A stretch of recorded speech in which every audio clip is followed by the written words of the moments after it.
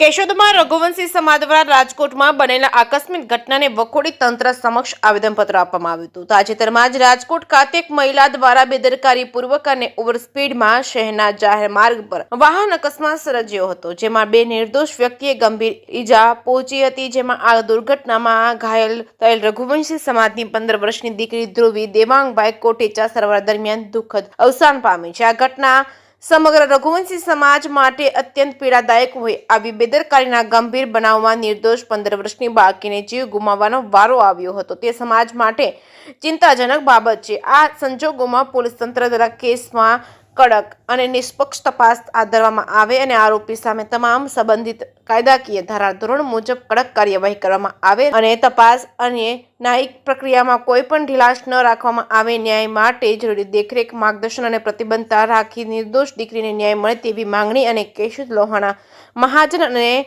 લોહાણા વિદ્યાર્થી ભવન તેમજ લોહાણા ક્રાંતિ સેના તેમજ જલારામ મંદિર અને અખિલ ભારતીય રઘુવંશી સેના, રઘુવીર સેના, મહિલા પાંખ તેમજ રઘુવંશી સોશિયલ ગ્રુપ અને લોહાણા પરિષદ દ્વારા જ કરવામાં આવી હતી. જે સિંહ ગુજરાતી સાથે રાજુ પંડ્યા, કેશોદ. નમસ્કાર, જય જલારામ. આજરોજ કેશોદ લોહાણા સમાજના તમામ સંસ્થાઓના આગેવાનો તથા સભ્યો અહીં ડેપ્યુટી કલેક્ટરની ઓફિસે એક આવેદનપત્ર આપવામાં આવ્યા હતા. ગયા મહિનામાં ધ્રુવીબેન દેવાંગભાઈ કોટેચા, જે મા દીકરી એક સ્કૂટી પર જઈ રહ્યા હતા, એમનું અકસ્માતે મૃત્યુ થયેલું છે. જે ફોર વ્હીલ હકાવનાર બેન હતા, એમની અપ્રમાણસરની ડ્રાઇવિંગને કારણે એ જે મૃત્યુ પામેલા છે, એને કારણે એમનું 15 વર્ષની જે દીકરી છે ધ્રુવી, એનું મોત થયેલું છે અને એમના મમ્મી છે પણ અત્યારે આઈસીયુમાં દાખલ છે.